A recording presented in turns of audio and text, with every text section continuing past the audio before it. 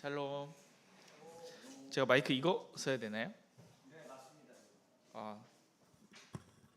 그럼요? 네. 자, 우리 함께 말씀 보겠습니다. 마태복음 4장 1절에서 11절입니다.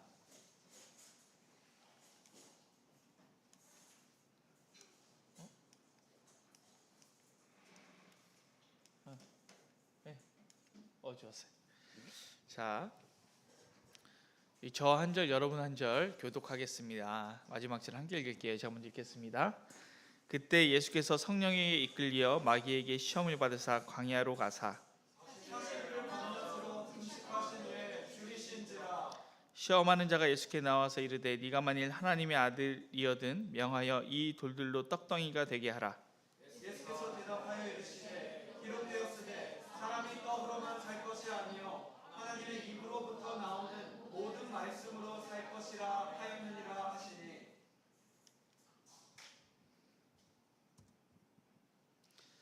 이에 마귀가 예수를 거룩한 성으로 데려다가 성전 꼭대기에 세우고 이르되 네가 만일 하나님의 아들이거든 뛰어내리라. 기록되었으되 그가 너를 위하여 그의 사자들을 명하시리니 그들의 손으로 너를 받들어 발이 돌에 부딪히지 않게 하리로다 하였느니라.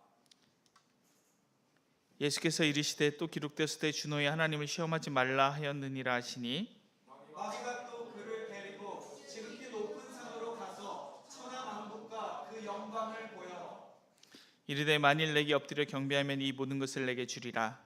이에 예수께서 말씀하시되 사탄아 물러가라. 기록되었으되 주 너의 하나님께 경배하고 다만 그를 섬기라 하였느니라. 함께 했습니다. 이에 마귀는 예수를 떠나고 천사들이 나와서 수종드니라. 아멘. 그럼 반갑습니다. 반가워요. 오늘은 시험과 제자도라는 제목을 가지고 저 여러분이 하나님의 말씀 함께 듣기 원합니다. 한번 예수님의 시험 속에 이제 담겨 있는 어떤 제자들의 내용이 있어요. 그것들이 무엇인지 한번 찾아가 보기를 원하는데요. 한번 말씀을 천천히 읽으면서 그 안에 담긴 내용들을 한번 보겠습니다. 자, 예수님께서 이제 세례 요한에게 세례를 받으셨어요. 그렇죠? 세례를 받으실 때 막 뭐 성령이 비둘기 같이 뭐 이렇게 되고 또 하늘에서 소리가 나서 이는 내 사랑하는 아들이다 뭐 이렇게 되는 거죠. 그런데 그때에 그 비둘기 같이 됐던 성령, 그 성령에 이끌려서 예수님이 마귀에게 시험을 받으러 광야로 가십니다. 근데 광야로 가서 바로 시험을 받으시는 것이 아니라 40일을 밤낮으로 금식한 다음에 이제 완전히 줄이게 되셨어요. 자, 여러분 금식 제일 길게 해본 게 며칠입니까? 4시간 누구예요? 그거는 간헐적 단식 수준도 안 되는데? 이거 간헐적 단식 수준도 안 되는 거 아니에요? 자, 24시간 하루도 없어요? 난 24시간 금식해봤다. 야, 이거는 뭐 수련회 끝나거나 너무 피곤한 다음에 너무 피곤해서 기절해가지고 잤다가 일어나면은 24시간 정도 금식은 하지 않나? 자면서 먹는 거예요? 이렇게 세화는 자면서 먹나 봐, 그렇지? 자면서 먹으면은 이제 그렇죠. 그럴 수도 있는데 요새 간헐적 단식 한 16시간 그렇죠? 근데 하루 이상 금식해 보는 사람 진짜 없어요? 있죠? 예, 그렇죠. 자, 3일, 5일, 5일 있어요. 일주일, 열흘,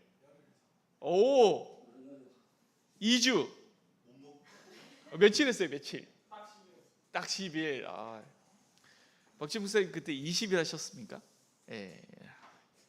저도 한 일주일 정도, 열흘, 일주일 정도 해본 것 같아요.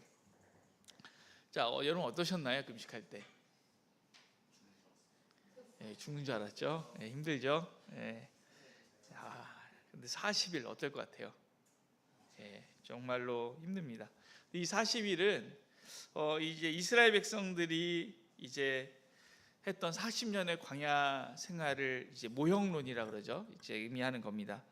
자, 그런데 이 금식으로 인해서 주신 주님 앞에 온 첫 번째 시험은 우리는 넘어질 수밖에 없는 그런 시험이죠.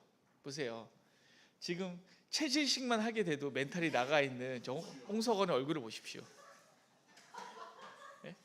금식도 아니고 체질식인데 완전히 멘탈이 나가가지고 거의 죽은 자 같이 되었어요. 아니 심지어 체질식 시작한 것도 아니야. 그냥 소식만 들었는데 이런 겁니다. 여러분 보십시오. 이스라엘 백성들은 40년간 체질식을 했습니다. 만나밖에 못 먹었어요. 그죠? 예? 다 할 수 있습니다. 예. 은혜가 있을 줄로 믿습니다. 자, 그런데 이제 이 시험하는 자가 예수님께 나와서 이렇게 얘기하는 거죠. 네가 만일 하나님의 아들이거든 명하여 이 돌들로 떡덩이가 되게 하라. 그러니까 이 예수님의 시험에 계속 이런 딴지를 걸고 얘기를 해요. 네가 하나님의 아들이라며, 네가 하나님의 아들이라며, 이렇게 딱 들어가는 거죠. 그렇죠? 무엇 때문에 그렇습니까? 예수님이 세례 받으실 때 사랑하는 아들이다 이렇게 얘기를 했으니까요. 그렇죠? 그래서 우리가 그래서 이 세례에 대해서 먼저 우리가 조금 이해를 할 필요가 있는데, 여러분 생각해 보십시오.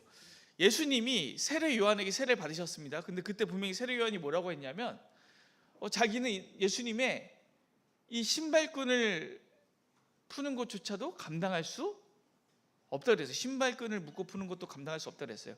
이때 당시에 이 신발끈을 묶고 풀거나 신발을 옮기는 것은 이 노예 중에도 가장 천한 노예가 하는 것입니다. 그래서 같은 민족인 노예에게는 시키지도 않았어요. 그러니까 내가 로마인이다 그럼 로마인 노예한테는 차마 못 시켰어. 내가 유대인이다 그럼 내가 유대인 노예에게는 차마 시키지 못하던 일이 신발끈을 묶고 푸는 일이었어요. 그렇죠? 그런데 세례 요한이 예수님한테 그렇게 얘기를 했단 말이죠. 그렇죠? 그런데 이 예수님은 기꺼이 세례를 받습니다. 자, 이 세례 받을 때 우리가 생각해 볼 것은 무엇이냐면, 여러분 하나님의 아들이 세례를 받을 필요가 있습니까?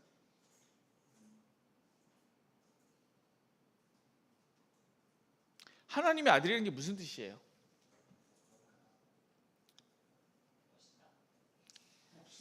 여러분 좀 이게 표현이 이렇게 하기 쌍스러운데 개자식이 개예요, 고양이에요? 개죠. 그렇죠? 개의 자식이니까 개죠. 그렇죠? 그렇죠? 호랑이 자식은 뭐예요? 호랑이죠. 사자예요? 아니죠. 하나님의 아들이 뭐예요? 하나님이죠. 하나님 세례를 왜 받아요? 이 세례 무슨 세례? 죄사함의 세례 아니에요? 죄가 있으세요, 없으세요? 죄가 없어요. 예수님 회개할 필요가 있습니까, 없습니까? 없어요. 근데 세례 왜 받으시냐고요? 예수님이 받으시는 세례의 의미는 뭐냐면 예수님이 뭐라는 걸 증명하는 거예요? 인간이라는 걸 증명하는 겁니다. 근데 여기에 역설이 등장하는, 패러독스가 등장하는 거예요. 예수님이 인간이 되어 세례를 받으시니까 하늘에서는 무슨 소리가 들려요? 이는 내 사랑하는 아들이다. 하나님의 아들이라는 것이 자기가 하나님됨을 부인하고 인간이라는 것을 증명할 때 하나님의 아들인 것이 증명돼요. 이것이 세례와 바로 이어지는 이 시험의 키워드입니다. 사실 다 끝나면 스포일러 다 된 거예요. 사실은 다 이미 답이 나온 거예요. 지금 이 시험이 요구하고 있는 건 뭐냐면 예수님한테 네가 하나님이야 사람이야 사단이 물어볼 때 예수님이 뭐라고 대답하는 거예요? 사람이라고 대답하는 겁니다. 왜요? 돌들로 떡떡이가 되게 해서 먹게 하라. 예수님한테 그거 쉬운 일일까요? 어려운 일일까요? 쉬운 일이죠. 오병이의 기적을 생각해 보세요. 7병 기적을 생각해 보세요. 그렇죠? 예수님에게 이거는 일도 아닙니다. 아무것도 아니에요. 그런데 예수님이 이 요구에 어떻게 하시죠? 사람이 떡으로만 살 것이 아니요 하나님의 입으로부터 나오는 모든 말씀으로 살 것이다, 이렇게 말씀하신다는 거죠. 자, 이것은 신명기에서 인용되는데 보세요. 너를 어떻게 하시며 낮추시며. 그러니까 예수님은 뭐가 먼저인 거예요? 세례를 통해서 낮아지신 게 먼저예요. 그리고 너를 줄이게 하시며, 그리고 40일 금식을 하시는 거예요. 그 다음 나오는 구절이 뭐예요? 사람이 떡으로만 사는 것이 아니요 여호와의 입에서 나오는 모든 말씀으로 사는 줄을 내게 알게 하려 하심이라. 그러니까 낮추신 게 낮아지고 줄이시고, 그리고 사람이 떡으로만 사는 것이 아니라 하나님의 말씀으로 사는 것을 알게 하시는 거죠. 그래서 종국에 어떻게 되니까 8장 3, 4절에 이런 말이 있잖아요, 그렇죠? 그런데 40년 동안 의복되어지지 않고 발도 부르트지 않고 마지막에는 네가 먹어서 배부르고 옥토를 내게 주셨으므로 말미암아 그를 찬송하라. 결국에는 천국이 임한다는 거죠. 결국에는. 그래서 사실 이 마가복음 버전의 시험을 보면 이런 시험의 세부 내용이 없지만 들짐승이 나와요, 그렇죠? 들짐승과 예수님이 함께 계셨대요. 근데 들짐승은 이 광야에 대한 표현이거든요. 이거 뭐냐면 이스라엘의 이 예루살렘 성읍이 완전히 망하고 황폐해지고, 그리고 이웃 나라에 완전히 짓밟히고, 그리고 포로로 끌려갔어요. 그래서 원래 성읍 안에는 들짐승이 있어요, 없어요? 들짐승이 없어야 되는데 들짐승이 있게 돼요. 완전히 박살났으니까. 그런데 이사야서에 그려지고 있는 이 천국에는 어떤 모습이냐면, 하나님 나라는 어떤 모습이냐면 들짐승과 사람들이 함께 사는데 상함도 해함도 없는 모습이에요. 그렇죠? 그러니까 결국 이 광야의 마지막에는 뭐가 임해요? 하나님 나라가 임합니다. 이제 그런 것들을 이제 보여주고 있는 거예요. 근데 마태복음에서는 그거보다 시험 자체 내용에 주목하고 있고, 마가복음에서는 그곳에 천국이 임한다는 것에 주목하고 있는 거예요. 자, 어쨌든 이 예수님의 시험이 이 4장에 딱 등장을 하잖아요. 그러면 예수님의 앞으로의 사역에서 이 시험이 반복되어서 나타나게 됩니다. 그래서 어떻게 나타내는지 한번 보겠습니다. 자, 이 장면을 볼까요? 마태복음. 근데 이거 하나도 안 보여주면서 얘기했구나. 죄송합니다. 그렇죠? 이상하다고 얘기해 주지. 자, 마태복음 26장 26절에서 28절 보면 이게 무슨 장면이죠? 그렇죠? 유월절을 준비하면서 성찬을 하는 내용이에요. 여기서 뭐를 가지고 축복하세요? 떡을 가지고 축복을 하십니다. 그리고 제자들한테 주시면서 이것은 내 몸이라, 또 잔을 주시면서 이것은 나의 피다, 이렇게 말씀하세요. 그러니까 성찬이 의미하는 것은 결국에 예수님의 십자가 죽음을 간접적으로 보여주고 있죠. 그러면 이게 시험이랑 무슨 상관이 있냐? 지금 가장 적나라하게 보여주는 게 요한복음이라 요한복음 버전을 보여드립니다. 요한복음을 보면 이렇게 돼 있어요. 자, 예수께서 대답하시되 내가 떡 한 조각을 적셔다 주는 자가 그니라 하시고 곧 한 조각을 적셔서 가룟 유다에게 줍니다. 그렇죠? 이 가룟 유다에게 이 성만찬 자리에서 떡을 주시면서 예수님이 뭐라고 하세요? 네가 하는 일을 어떻게 해라? 속히 해라. 그러니까 자신의 몸으로 떡을 베풀어 주시면서 지금 이 일을 속히 하라 하세요. 그런데 자, 27절을 보면 뭐라고 돼 있어요? 조각을 받은 후 사탄이 그 속에 들어간지라. 자, 이때 예수님은 가룟 유다에게 뭐 하신 거예요? 나를 팔라고 명령하신 거죠? 스스로 잡히신 거예요. 스스로 잡히시는 겁니다. 자, 그런데 이거 예수님이 안 할 수 있었을까요? 없었을까요? 가룟 유다한테 떡 적셔다가 주시면서 이걸 먹는 사람이 그다, 이거 안 하실 수 있잖아요. 네가 하는 일을 속히 하라, 안 하실 수 있잖아요. 가룟 유다에게 나를 팔으러 가지 말라고 하실 수 있잖아요. 가룟 유다가 그런 마음을 먹었다 할지라도 너 그 마음 버려 라고 하실 수 있잖아요. 그렇게 하지 않으신다는 거예요. 그렇게 하지 않으시고 어떻게 하신다는 거예요? 그냥 십자가의 길을 선택하신다는 거죠. 두 번째 시험을 한번 보겠습니다. 두 번째 시험 한번 읽어봅니다. 5절 6절 같이 읽게요. 시작. 이에 마귀가 예수를 거룩한 성으로 데려다가 성전 꼭대기에 세우고 이르되 네가 만일 하나님의 아들이어든 뛰어내리라. 기록되었을 때 그가 너를 위하여 그의 사자들을 명하시리니 그들이 손으로 너를 받들어 발이 돌에 부딪히지 않게 하리로다 하였느니라. 자, 이제 장소가 어디에서? 광야에서 갑자기 성전 꼭대기로 바뀌었습니다. 이 성전 꼭대기에서 네가 만일 하나님의 아들이라면 어떻게 해라? 뛰어내려라. 그런데 근거 구절이 있어요. 시편 91편을 보면 이렇게 되어 있거든요. 자, 한번 읽어볼까요? 그가 너를 위하여 그의 천사들을 명령하사 내 모든 길에서 너를 지키게 하심이라. 그들이 그들의 손으로 너를 붙들어 발이 돌에 부딪히지 아니하게 하리로다. 그러니까 이제 성전 꼭대기에서 뛰어내리면 사자들을 명령해서 천사들을 명령해서 발이 돌에 부딪히지 않게 하신다는 거예요. 근데 사실은 이거는 전제부터가 약간 잘못되었습니다. 이게 어떤 상황이냐면 시편 91편으로 돌아가 보면 이런 상황이거든요. 자, 91편 1절을 한번 읽어보겠습니다.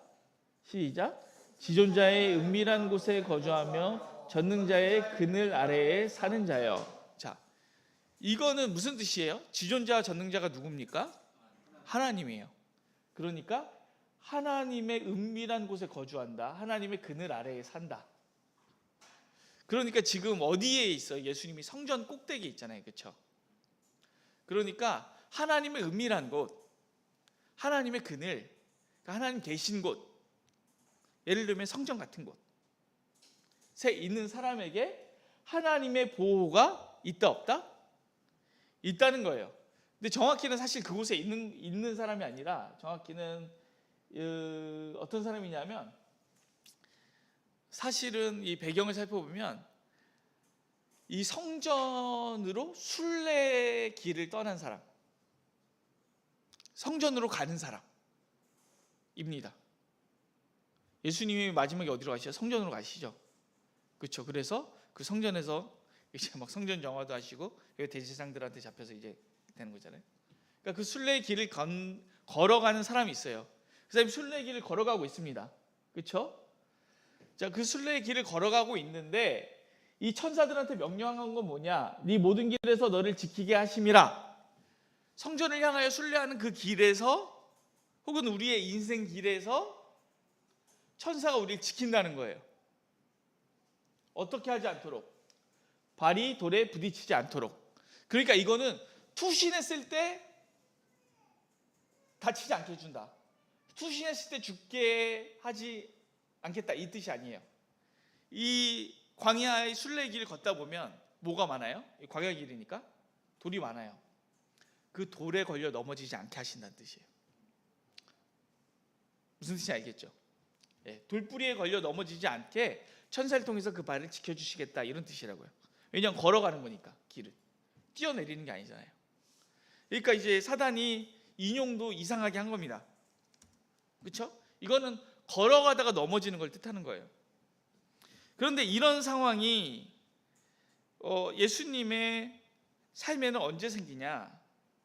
자, 예수님께서 이제 제자들에게 처음으로 자기가 예루살렘으로 가서 장로와 대제사장들과 서기관들에게 고난을 받고 죽여당할 것을 말씀하십니다. 자, 그렇죠? 그때 22절 한번 읽어보시죠. 시작. 베드로가 예수를 붙들고 항변하여 이르되 주여 그리 마옵소서, 이 일이 결코 죽게 미치지 아니하리이다. 자, 예수님이 예루살렘을 향하여 가고 있어요. 예수님이 예루살렘을 향하여 가고 있는데 베드로가 나서서 예루살렘에 가면 대제사장과 장로들에게 이제 죽임을 당하게 돼 있는데 그 일이 결코 예수님께 미치지 않을 것입니다 라고 얘기를 했다는 거예요. 그걸 보고 예수님은 이제 뭐라고 하시냐? 베드로한테 뭐라 그러세요? 사탄아 내 뒤로 물러가라. 그리고 너는 나를 어떻게 하는 자로다? 넘어지게 하는 자로다. 이게 바로 스칸달론이라는 뜻인데 돌에 걸려 넘어진다는 뜻입니다. 그러니까 어디에 더 맞아요? 이렇게 점프해서 투신해가지고 높은 곳에 떨어질 때 이렇게 떨어져서 죽지 않게 해준다가 아니라 이 시편 91편의 뜻이 뭐라 그랬어요? 돌에 걸려 넘어지지 않게 한다는 거잖아요. 그렇죠? 지금 예수님이 예루살렘으로 향하여 십자가의 길을 가는데 거기서 돌에 걸려 넘어지듯이 넘어지게 하고 있는 자가 누구예요? 베드로예요. 그러면 사실 이 시편 91편의 말씀은 뭐에 더 맞아요? 베드로가 예수님을 넘어뜨리려고 할 때 예수님은 그것에 넘어지지 않는다는 것이 더 맞다는 거죠. 그 돌이 발에 부딪히지 않게 하신다는 것이 그 뜻이라는 거예요.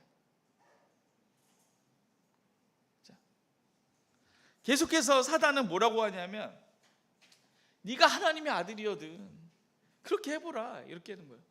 야, 그 높은 곳 성전 꼭대기에서 내려와 봐라. 내려와 봐. 이렇게 하는 겁니다. 그래서 자, 지금 이 베드로는 어떻게 하고 있는 거예요?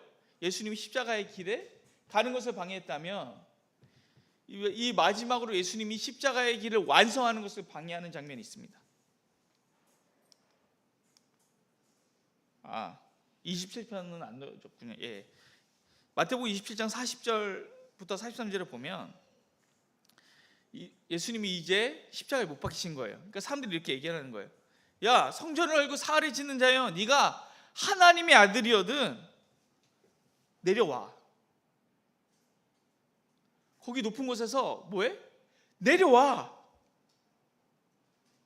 그 성전 꼭대기에서 내려와 라고 하는 것처럼 그 십자가 꼭대기에서 그 성전이 내려다 보이는 골고타 언덕의 그 십자가 위에서 내려와서 네가 하나님의 아들인 것을 뭐해?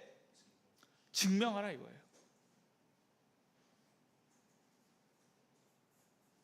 그러니까 사단의 시험은 처음부터 끝까지 계속 뭘 하고 있냐면 예수님한테 하나님의 아들인 것을 증명해 라고 하고 있고요. 또 하나는 십자가의 길을 가지 말라고 하고 있는 거예요. 자, 이제 세 번째 시험으로 넘어갑니다. 자, 예수께서 이르시되 또 주 너희 하나님이 시험하지 말라 이렇게 하고 이제 끝냈어요. 자, 8절입니다. 마귀가 이제 예수님을 지극히 높은 산으로 데려갑니다. 거기서 천하만국과 영광을 보여주면서 만일 내게 엎드려 경배하면 이 모든 것을 너에게 주겠다.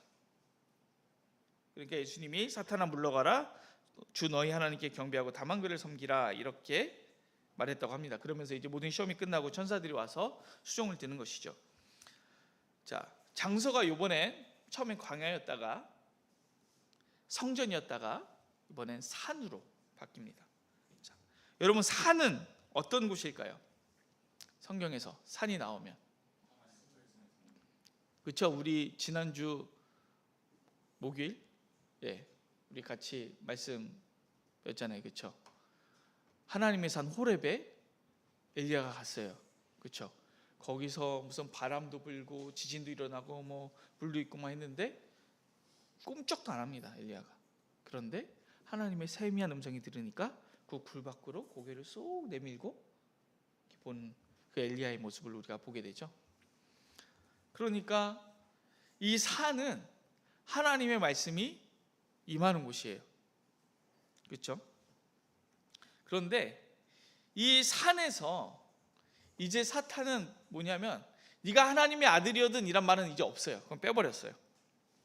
안 통해서 뺐는지 아니면 다른 의미에서 뺐는지 모르겠어요. 어쨌든 이번에는 오히려 그것보다 훨씬 더 심각한 요구를 하고 있습니다. 뭐냐면 바로 우상을 숭배하라는 거예요.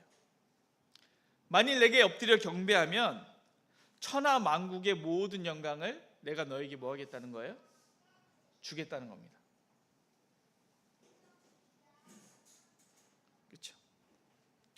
그러니까 예수님께서 뭐라고 하세요? 주 너의 하나님께 경배하고 다만 그를 섬기라 하였습니다. 자, 오직 주님만 섬기라는 것은 사실은 십계명의 첫 번째 계명입니다. 그렇죠? 첫 번째 율법이에요. 그래서 어떤 사람들은 돌을 떡덩이가 되게 하여 먹게 하라를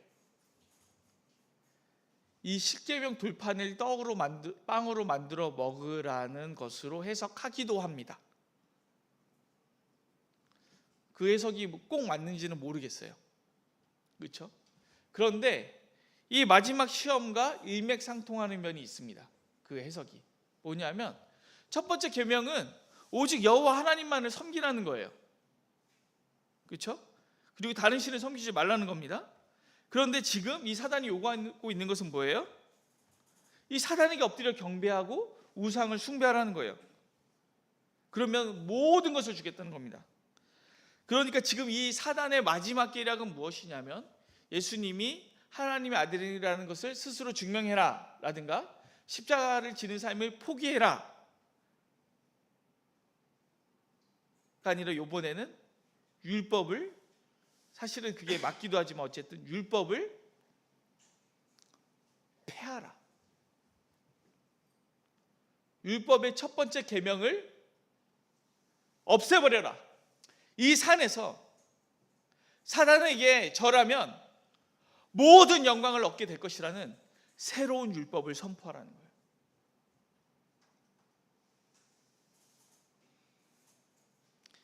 이 산에서 너희 마귀에게 숭배하면 네가 원하는 모든 것을 얻게 될 거야. 사단을 숭배하면 네가 원하는 모든 것을 얻게 될 거야 라는 새로운 율법이 생기게 하라는 것이죠. 그런데 예수께서 사탄아 물러가라 하시고 주 너희 하나님께 경배하고 다만 그를 섬기라 하시죠. 자, 그리고 이후에 예수님께서 산에 올라가서 무엇을 말씀하십니까? 5장부터 산상수훈을 말씀하십니다. 그곳에서 이전의 율법을 폐하는 것이 아니라 어떤 율법을 말씀하십니까?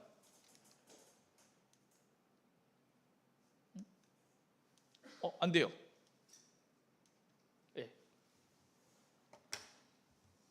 자, 한번 다 같이 읽어볼까요? 시작. 내가 율법이나 선지자를 폐하러 온 줄로 생각하지 말라. 폐하러 온 것이 아니요 완전하게 하려 함이니라. 어떻게 하신다는 거예요? 어떻게 하신다는 거예요? 율법을 폐하러 오신 게 아니라는 겁니다. 지금 사단의 요구는 뭐냐면 율법을 폐해버리라는 거예요. 없애버리라는 겁니다. 그런데 율법을 폐하는 것이 아니라 어떻게 하러 오셨다고요? 완전하게 하러 오셨다는 겁니다. 그래서 산상수훈의 말씀을 하신 것이고요. 그렇죠? 그리고 예수님께서 결국에는 제자도가 무엇입니까? 그 첫 번째 저기에서 말씀하신 첫 번째 순환 예고에서 베드로가 반항할 때 말씀하시죠. 어떻게 해라? 자기를 부인하고 자기 십자가를 지고 나를 어떻게 할 것이라? 따를 것이니라. 예수님이 말씀하시는 것은 산상수훈의 말씀과 더불어 새롭게 온전하게 하신 율법은 무엇이냐? 자기를 뭐해라? 부인해라. 자기 십자가를 져라. 그 말씀을 따르는 것이죠. 자, 사단은 천하만국의 영광을 사단에게 경배하면 줄 것이라고 했습니다. 그런데 이것이 예수님의 사역에서 마지막에 어떻게 들어갑니까? 자, 이것을 보겠습니다. 16절부터 한번 읽어보겠습니다. 시작. 11 제자가 갈릴리에 가서 예수께서 지시하신 산에 이르러 예수를 배웠고 경배하나 아직도 의심하는 사람들이 있더라. 예수께서 나와 말씀하여 이르시되 하늘과 땅의 모든 권세를 내게 주셨으니 그러므로 너희는 가서 모든 민족을 제자로 삼아 아버지와 아들과 성령의 이름으로 세례를 베풀고 내가 너희에게 분부한 모든 것을 가르쳐 지키게 하라. 볼지어다 내가 세상 끝날까지 너희와 항상 함께 있으리라 하시니라. 예.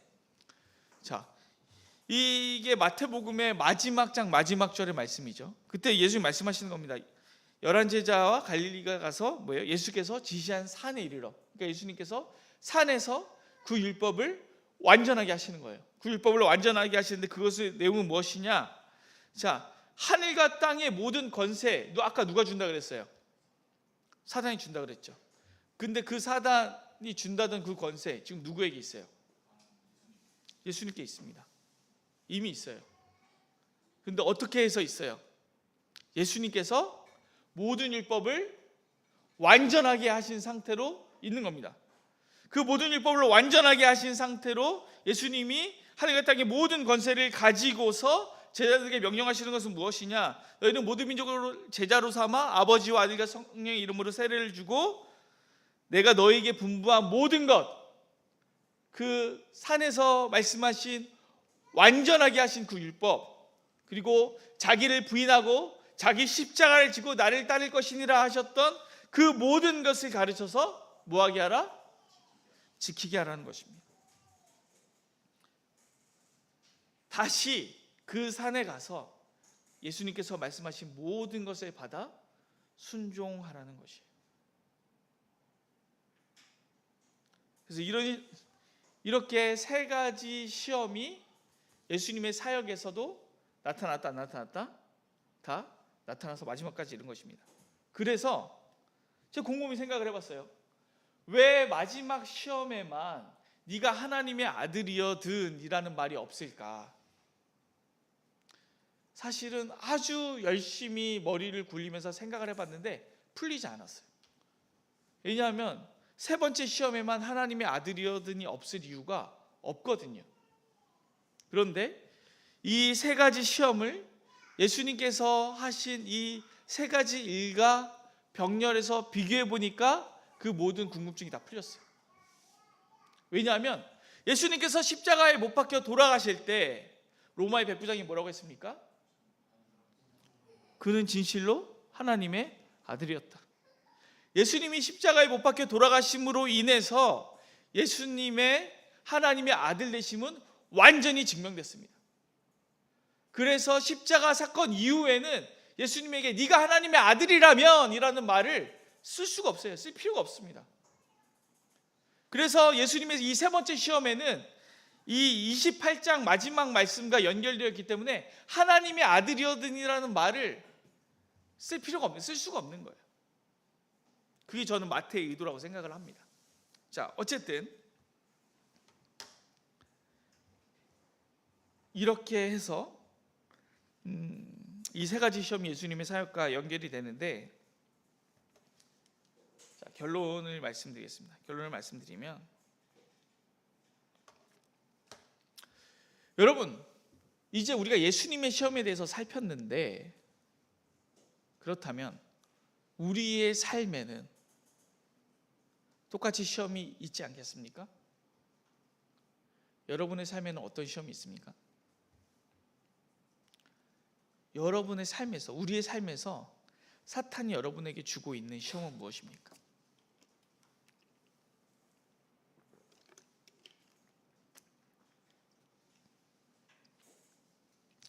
사탄이 여러분에게 어떤 시험을 줄까요?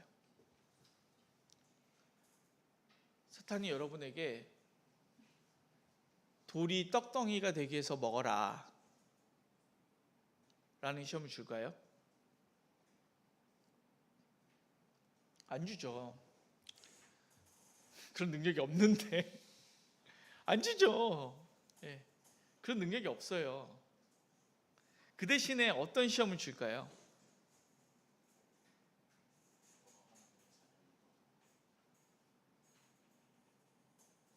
사탄은 여러분에게 이런 시험을 줄 겁니다. 우리 유지성 선생님 말씀하셨는데, 네가 하나님의 자녀라면 네가 얼마나 잘났는지 보여줘봐 라고 할 겁니다. 너 잘났어? 이 하나님 아들이지, 하나님 자녀지. 네가 얼마나 잘났는지 나한테 증명해봐. 너 얼마나 잘났어? 너 얼마나 대단해? 너 얼마나 탁월해? 너 얼마나 훌륭해? 너 얼마나 대단한 사람이야? 너 얼마나 잘 나가는 사람이니? 너 얼마나 유명하고 너 얼마나 멋지고 대단한 사람이니?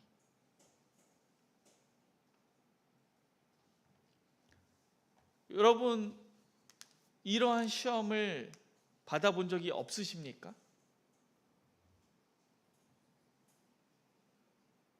이 시험을 받아본 적이 없는 사람은 없을 겁니다. 다 있지 않아요? 내가 얼마나 괜찮은 사람인지, 내가 얼마나 멋있는 사람인지, 내가 얼마나 잘난 사람인지 다른 사람한테 증명하고 싶잖아요. 후지게 보이고 싶어요. 바보처럼 보이고 싶습니까? 다른 사람에게 모자란 사람처럼 보이고 싶습니까? 그런 사람이 어디 있어요? 다 잘 나가는 사람으로 보이고 싶지. 그래서 우리의 앞에 어떤 과제가 주어진다면, 어떤 과제요? 내가 얼마나 잘났는지, 내가 얼마나 탁월한지, 내가 얼마나 훌륭한지 증명할 수 있는 과제가 주어질 때, 그래, 내가 이거 한번 잘해서 내가 얼마나 잘났는지 증명해 보이겠어. 그 유혹에 우리는 빠질 수밖에 없다는 거죠. 그러면 여러분, 이 시험을 통과하는 방법은 무엇일까요? 이 시험을 통과하는 방법은 예수님이 하신 거랑 똑같이 하면 돼요. 완전히 연약한 인간이 되어서 하나님을 완전히 의지하고 하나님의 말씀을 완전히 의지함으로 내가 아니라 하나님이 어떤 분인지 증명하는 거예요.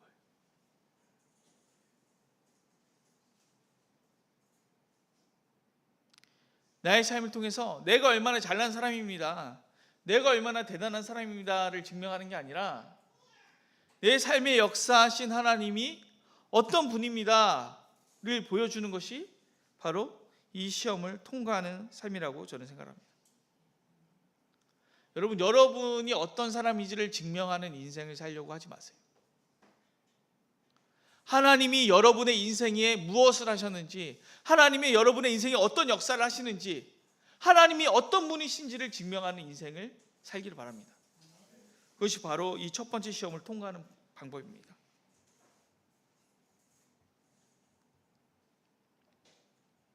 그래서 너희가 나를 따르려거든 자기를 부인하고 자기 십자가를 지고 나를 따를 것이나 했잖아요. 이 자기 부인은 뭐냐면요, 나의 영광을 포기하는 거예요. 인간이 가진 욕구가 있습니다. 그렇죠? 안전의 욕구가 있고요, 자기의 어떤 생리적 욕구를 해결하고 싶은 욕구가 있고요, 공동체에 소속되고 싶은 욕구가 있어요. 그리고 제일 그 욕구의 꼭대기에는 뭐가 있냐면 자아 실현의 욕구가 있습니다. 인간이 가진 욕구의 최고 정점에 있는 게 자아 실현의 욕구예요. 내가 얼마나 대단한 사람인지 증명해 보이고 싶은 거예요. 그런데 성경은 그거를 포기하라고 요구합니다. 그리고 내가 얼마나 대단한 사람인지를 증명하지 말고 하나님이 얼마나 위대한 분이신지 증명하라고 요구하고 있는 거예요.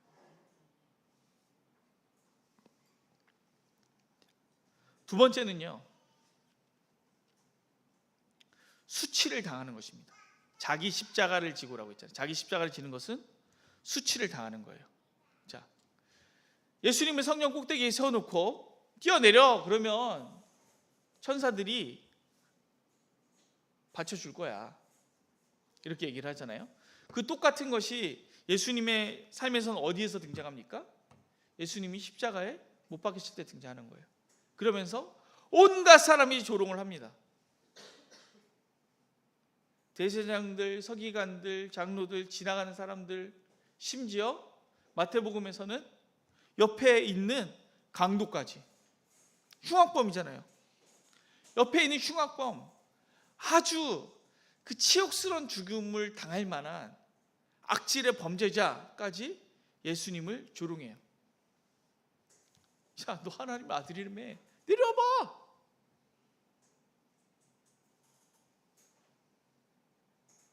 아니지, 거짓말이지, 너 찐따지, 바보지, 빨리 그래. 조롱하는 거예요.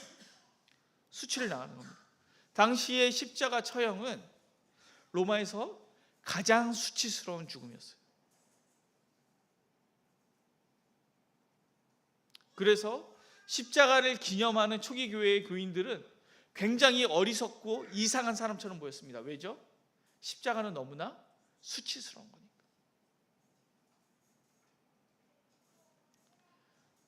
여러분, 인간이 가장 견디기 어려운 것이 무엇인가요? 수치를 당하는 것이에요.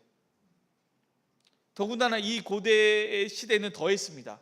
그래서 뭐가 있죠? 명예살인이 있었잖아요. 명예 때문에 자결을 하기도 하고 자기의 가족을 스스로 죽이기도 합니다. 명예 때문에. 창피한 거예요. 여러분, 제가 중학교 3학년 때, 고등학교 1학년 때, 그때쯤이었던 것 같아요. 고등학교 2학년 때인가? 아무튼 그때쯤인데 동해 바닷가를 교회에서 다 같이 놀러 갔습니다. 그렇죠? 그때 중고등부 인원이 한 50명쯤 됐던 것 같아요. 거기서 막 이렇게 놀고 있었어요. 막 놀고 있는데 이제 와류라 그러나요? 뭐라 그러지? 이렇게 무슨 이름이 있는데 바다가 이쪽이 이제 모래사장이고 이쪽이 바다면 이게 파도가 이렇게 치잖아요, 그렇죠? 이 파도가 탁 치면서 이 깊은 바다 쪽으로 이렇게 끌고 들어가는 물이 있어요. 그 물 이름이 있는데 갑자기 생각이 안 나는데 제가 이제 막 놀다가 좀 깊은 데 가서 놀았는데 갑자기 쥐가 난 거예요. 그럼 어떻게 해야 되죠? 살려달라 그래야죠. 살려주세요 해야 되잖아요. 쥐가 났으니까 물에 빠져 죽을 수도 있잖아요. 그런데 교회에서 갔잖아요. 50명의 중고등부 애들이 있잖아요. 내가 거기서 살려주세요 하면은 너무 쪽팔려. 너무 쪽팔린 거야. 왜? 애들이 평생 놀릴 것 같은 거야. 너 그때 거기 바닷가에서 물에 빠져 지나가지고 살려주세요 해가지고 막 구해줬잖아. 이게 놀릴 것 같은 거야. 죽어도 그 소리가 안 나와. 어떻게 살려주세요 이렇게 나와요. 이게 목소리가 안 나오는 거예요. 그래서 막 어떻게 막 생존 수영을 하고 있다가 점점 파도가 치는데 점점 깊은 곳으로 딸려가는 거예요. 그래서 생각을 했어요. 딱 보니까 왼쪽에 부표가 있더라고요. 부표가 있고 여기는 넘어가지 마세요라는 선이 있는 거죠. 부표와 부표 사이에 이렇게 그 밧줄이 이렇게 있더라고요. 그때 생각을 했어요. 파도가 팍 쳐서 끌고 가면은 날 깊은 데로 끌고 가니까 내가 이렇게 해야겠다. 어떻게 하냐? 큰 파도가 칠 때 손을 쭉 뻗어야겠다. 점프를 하면서 손을 쭉 뻗으면 이 밧줄이 내 손에 이렇게 팔에 걸릴 것이다. 그럼 나는 그걸 잡고 살 수 있다. 그걸 잡고 부표를 잡고 내가 이제 이 쥐를 풀고 스스로 나가겠다. 그런 이제 망상을 한 거죠. 그렇게 할 것이다. 이제 마침 이제 점점 파도가 오다가 진짜 큰 파도가 쫙 왔어요. 그래, 저 파도야. 저 파도를 타고 내가 이 줄을 잡고야 말겠어. 파도가 빵 때리고 내가 했어요. 근데 줄이 없어. 어디 갔지? 줄이 없지 막 이러면서 줄을 찾았어. 근데 없어요. 오른쪽에 보니까 저기 있는 거예요. 너무 큰 파도가 와서 나를 한 번에 완전히 먼 데로 딱 데리고 간 겁니다. 절망했어요. 그래서 어떡하지 하고 쫄로 가야겠다 하면서 막 몸부림을 치면서 생존 수영을 하면서 부표 쪽으로 다가가는데 저 멀리서 제트스키가 오는 거예요. 막 물보라를 일으키면서 제트스키가 막 나더라. 쫙 와요. 그래서 살았다. 저거 타고 이제 나는 나가겠구나. 쫙 제트스키 딱 오더니 쫙 물부리면서 딱 서가지고 안쪽으로 들어가세요 하고 확 지나가더라고요. 내가 그 사람한테 살려주세요 지났어요 라고 말하려고 했는데 그 말을 할 새도 없이 가버렸어요. 절망했습니다. 이제는 뭘 해야 돼요? 살려주세요 이제는 해야 돼. 이제는 살려주세요 할 수밖에 없어. 살려주세요 하려고 하는데 또 그게 안 나와. 근데 저기 모래사장에 구릿빛 피부에 딱 식스팩을 가지고 있는 딱 선글라스 낀 멋있는 그 수상 구조요원이 갑자기 딱 이러는 거예요. 딱 이래요. 오, 저 사람이 나를 봤구나. 난 이제 살았다. 난 이제 살았다.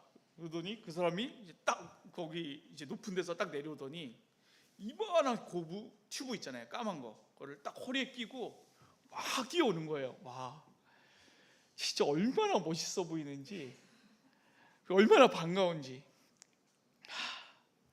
살았다. 막 뛰어오더니 이 튜브를 나한테 휙 던져요. 근데 전혀 가까이 오지 않았어. 너무 멀어. 그런데 던지더니 뒤돌아서 그냥 가더라고요. 그래서 어떻게든 막 헤엄을 치면서 친구를 불러가지고 저것 좀 가져오라고, 나한테 가지고 오라고 한 다음에 이제 아무도 모르게 쥐를 풀어서 나갔어요. 결국에는 살려달라고 안 했습니다. 여러분, 그게 수치예요. 수치. 죽음과도 바꿀 만한 수치인 거죠. 그런데 여러분, 예수님께서 나를 위해 이걸 당하셨다는 겁니다. 내려봐. 하나님의 아들 아니잖아. 나를 위해 바보, 병신, 쪼다 취급을 받으셨다는 거예요. 그리고 우리에게 그걸 당하라고 하신다는 거예요. 누굴 위해서요? 주를 위해서.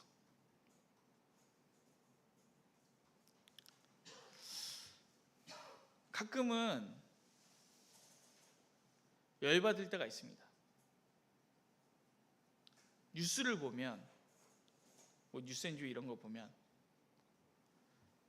예수를 믿는 누군가가, 사역자인 누군가가 어떤 죄를 졌다더라, 어떤 잘못을 저질렀다더라, 어떤 쓰레기 같은 짓을 했다더라. 그걸 보면 열이 솟구치고 화가 나고, 저 사람은 뭔데 내 앞길을 막나. 그렇지 않아도 교계가 엉망인데 왜 한 숟갈 보태서 나의 미래를 이렇게 암울하게 하나, 이런 생각도 들어요. 그런데 동시에 그런 생각도 듭니다. 나는 하나도 잘못 안 하고 나는 잘했나? 나의 죄를 세상 앞에 까발리면 나는 떳떳하고 나는 자랑스러운가? 그리고 무슨 생각이 드냐면, 저 사람의 저런 쓰레기 같은 말도 안 되는 잘못을 어쩌면 나의 잘못으로 여기고, 누군가는 죄송하다고, 잘못했다고 나의 수치로 여기고 사과해야 되는 거 아닌가? 그럼 저 잘못은 누가 사과하나? 저희 새끼는 사과 안 하는데. 그럼 그것을 보고 마음이 다친 수많은 사람에게 도대체 사과는 누가 하나? 잘못은 누가 비나? 그런 생각을 할 때가 가끔 있습니다. 내가 나의 수치로 여기고 잘못했다고 해야 되지 않을까? 혹은 하나님께라도 내가 회개해야 되지 않을까? 왜냐하면 예수님은 우리의 모든 죄를 짊어지셨잖아요.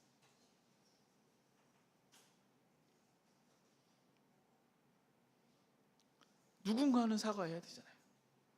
저 새끼는 안 하잖아요.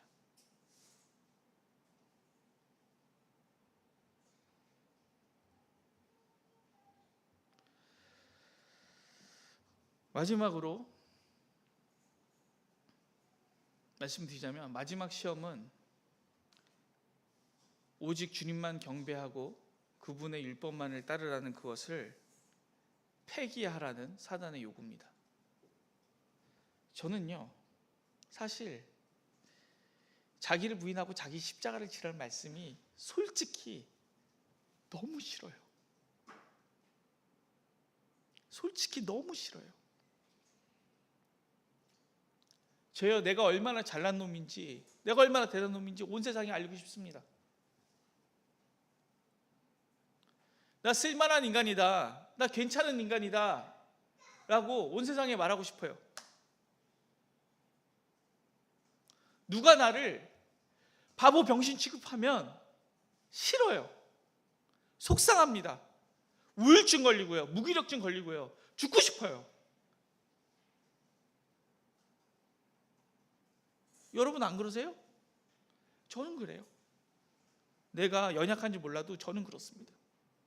누가 나를 무시하면, 바보라고 하면, 멍청이라고 하면, 모자라다고 하면, 너는 아무것도 할 수 없다고 하면 싫어요.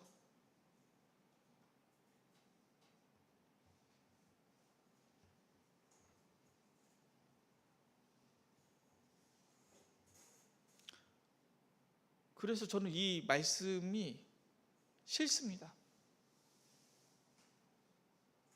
저의 미래를 꿈꾸고 미래를 준비할 때 어떤 마음이 드냐면, 내가 정말 잘나서, 내가 정말 대단한 사람이라서, 내가 정말 탁월하고 뛰어난 사람이라서 내 앞에 있는 모든 어려움과 문제와 역경들을 다 이겨내고 인간 승리하고 싶습니다.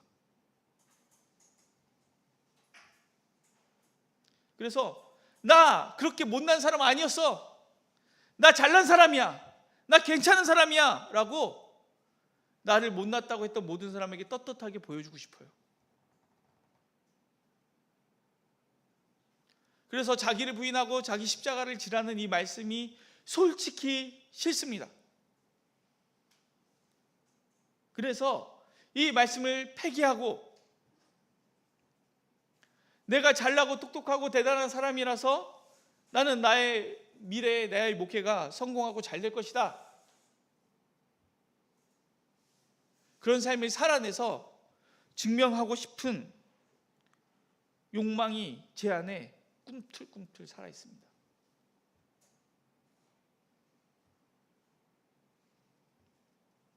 그런데 성경이 요구하는 것은 무엇입니까? 이 마지막 시험이 얘기하는 건 뭐예요? 그거 갖다 버리라는 거예요.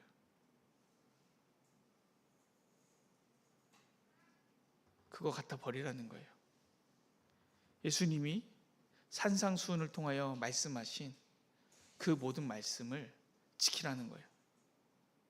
제자들에게, 제자도에 대해서 하신 그 말씀을 지키라는 거예요.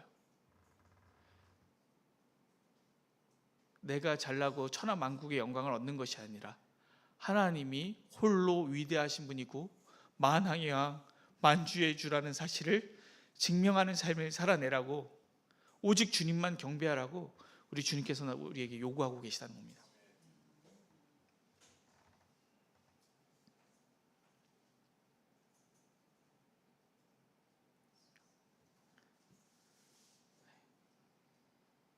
이 시험을 너무나도 쉽게 이뤄내신 예수님이 원망스럽고 3년 동안 그 삶을 묵묵하게 살아내시 예수님이 원망스러울 만큼 지키기 어렵고 힘든, 그리고 나의 본성과 자아를 다 거스르는 말씀이지만,